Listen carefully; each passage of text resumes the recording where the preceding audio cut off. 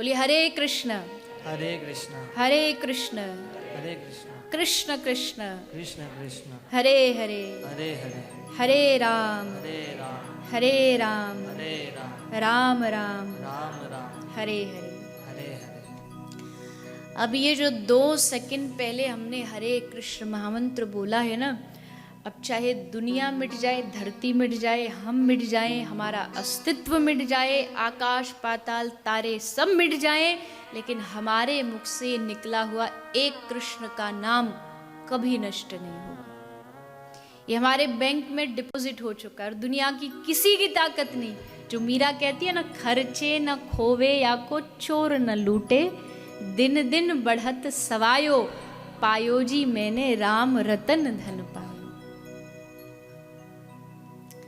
खर्चे ना खोवे, इसका कोई खर्चने का, कोई खोने का कोई चांस नहीं। बाकी की दुनिया के जितने भी धन है, यहाँ पर जब कोई किसी से कोई बात चलती है कि कितना कमाते, तो बेचारे परेशान ही रहते। जितना कमाते उससे ज़्यादा तो टैक्स सरकार ले जाती है। कहीं भी किसी भी देश में टैक्स देना पड़ता है, फिर खर्चने का डर। पैसे के साथ एक सबसे बड़ी दुविधा का क्या है, आय दुखम व्यये दुखम। कमाने में भी बड़ी मेहनत लगती है और जब जाता है तब तो महाराज बिल्कुल शरीर ऐसा लगता है ये जा क्यों रहा है।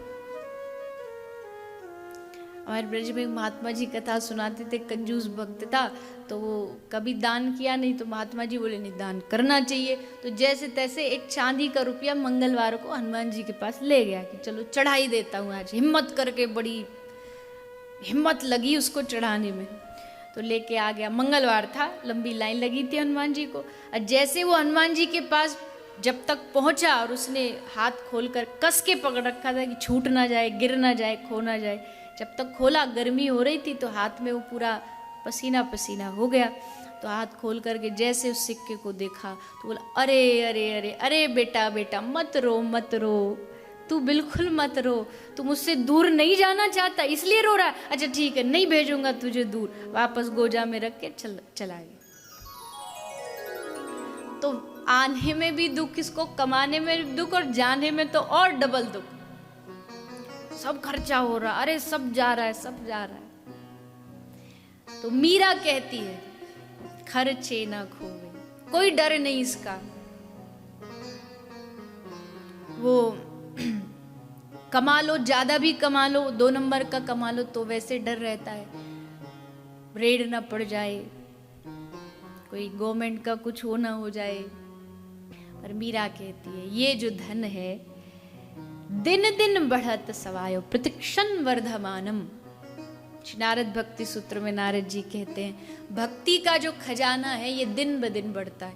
जो कहता है ना कि मैं पहले तो बड़ी भक्ति में मन लगता था, अब थोड़ा सा कम, इसका मतलब अभी तक मन लगा ही नहीं था। अगर सचमुच लगा होता तो भक्ति भजन साधन हर रोज बढ़ता है, कभी भी घटता नहीं है, ये हमेशा याद रखना। अगर घट रहा है इसका मतलब कि अभी जो आपकी भक्ति का प्रोसेस है, प्रोसेस में कोई कमी है। बढ़ेगा तब समझना कि सच्ची भक्ति के मार्ग पर चले। आज भगवान की भक्ति में आनंद आ रहा है, कल और ज्यादा आएगा, परसों और ज्यादा आएगा। ये भक्ति का रस हर रोज बढ़ता है, हर रोज बढ़ता है। संसार में हर चीज में रस कम होता है, हर चीज में रस कम होता है। खाने की चीज ले लो, पहनने की ले लो, शौक की कोई चीज ले लो, सब में रोज रोज डेली आपका जो इंटरेस्ट है, जो रुचि है, वो कम होती जाती है, क्योंकि फिर उसकी वैल्यू नहीं रहती। लेकिन भक्ति में हर रोज रस बढ़ता है। इसलिए पायो जी मैंने राम रतन धन पायो। निवेदन कि जैसे हम संसार के अपने अकाउंट्स पर खूब ध्यान देते हैं कि अच्छा बैलेंस बढ़ जाए, वैसे ही भगवान की भक्ति का भी जो हमारा बैलेंस है वो हर रोज बढ़ना चाहिए। राम नाम का जाप करिए, कृष्ण नाम का जाप करिए। मैं आपसे कोई बहुत बड़ी चीज़ नहीं मांग रही हूँ। अच्छा चलो मैं आपसे एक बात बताऊँ, मैं आपसे कहूँ कि आप घर द्वार सब छोड़ छाड़ के, सब त्याग के, परिवार त्याग के, सब हिमालय की गुफा में जाकर के भजन करो, तो कौन कौन करेंगे बताओ? कोई भी नहीं करेगा ना। अच्छा, मैं आपसे कहूं कि एक काम करो, आपकी जितनी प्रॉपर्टी है, जितना धन है, जितना बैंक बैलेंस है, A to Z सब कुछ दान कर दो, तो कौन कौन करेगा? कर सकते हो? वारी मैया, कोटि कोटि प्रणाम। कथा के बाद आ जाना, गुरुजी से मिल लेना एक बार।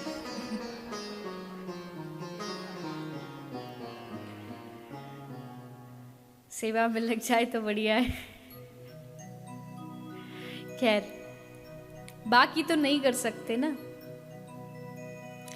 मैं आपसे कहूं कि सुबह के 3 घंटे, शाम के 3 घंटे ध्यान लगाना, एकदम माइंड 1 सेकंड भी इधर से उधर नहीं जाना चाहिए।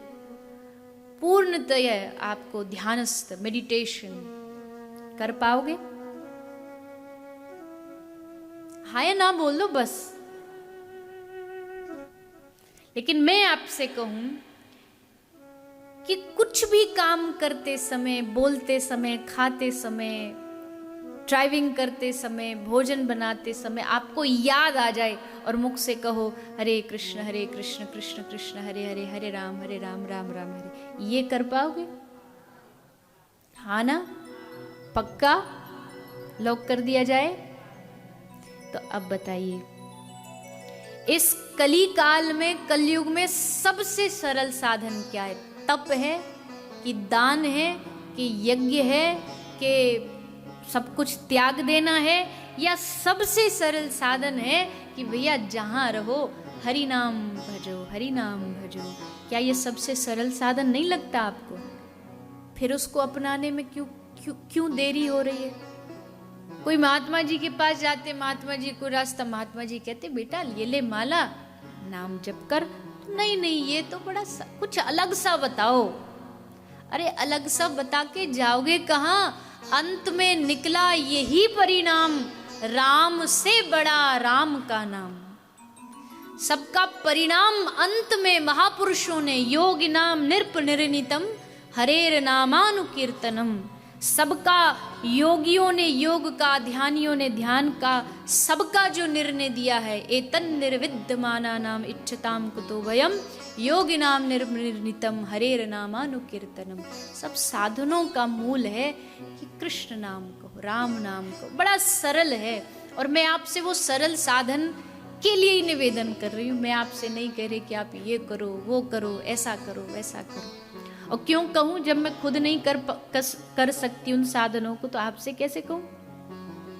आपसे कैसे कहूँ कि आप एक एक अपना सब कुछ त्याग करके हिमालय, जब मैं खुद जा नहीं सकती तो?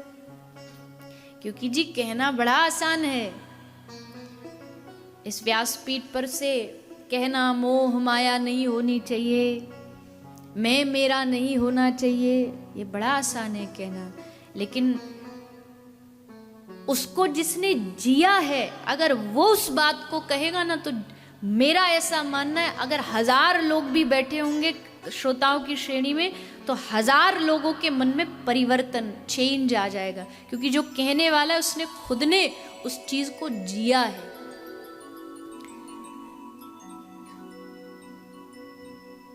इसलिए